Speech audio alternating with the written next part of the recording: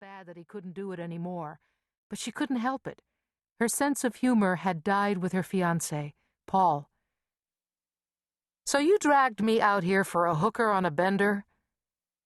Humor fled his face as well.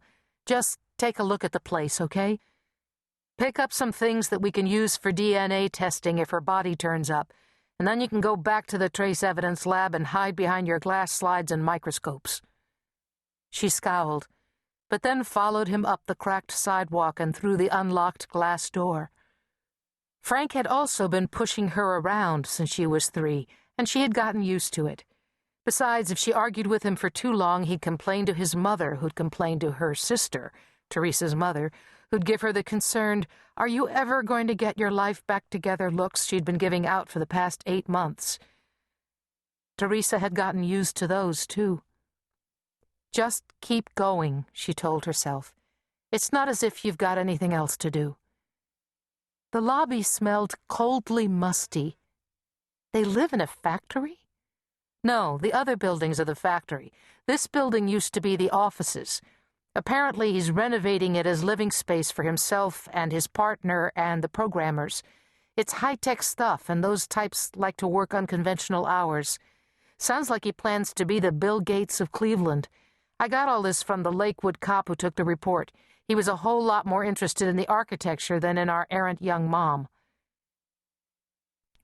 The elevator took an inordinate amount of time to rise 1 floor, and Frank used the trip to tell her more about the missing Jillian Perry.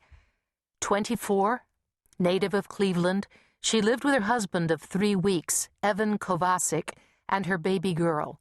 Evan Kovacic owned and operated a video game design firm.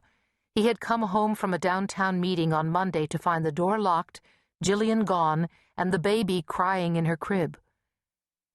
And her husband knew about her former occupation? Absolutely. Says Jillian worked as a 3-dimensional model. Dimensions, right. "You keep saying her daughter," Theresa said, as the claustrophobic elevator shuddered to a halt.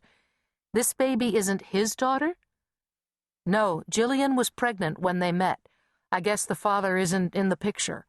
Theresa snorted and nudged the sliding door with her foot to encourage it to open faster. "Great. We don't get to pick our victims, Tess. Tell me about it." The second-floor lobby had fresh carpeting, but a gouge in the plaster outside door number 212.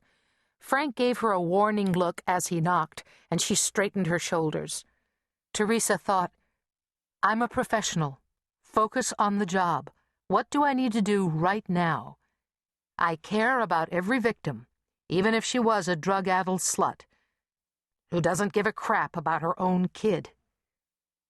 She thought that these were the things we say about other people in the shuttered rooms of our own minds, the harsh judgments we would never, ever confess to another living soul. A man about her age, 39, opened the door. He had black hair cut fashionably close and wore jeans and a dress shirt without a tie. The untucked shirt had a hard time staying neat over his medium girth. He seemed more like an overgrown boy than a large man. CNN broadcasters chattered in the background, and someone had recently microwaved Italian food.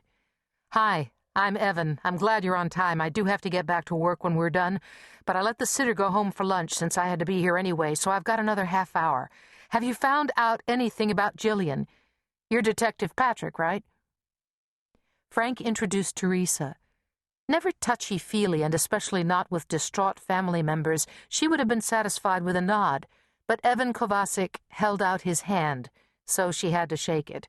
His fingers felt soft and too fleshy, and she couldn't picture him building microchips or whatever it was he did. She let him talk at her cousin while she took in the room. Walking into the home of a stressed stranger no longer felt odd to her. She had done it at least once a week for the past dozen years. But she no longer found it fascinating either. At least it was clean. The polished wood floors gleamed, and the furniture arranged around the leather sofa held just enough of the accoutrements of daily living to look comfortable. Lightweight draperies framed the window with a dramatic swoosh. Video game designing must pay well. "Nice place," she said.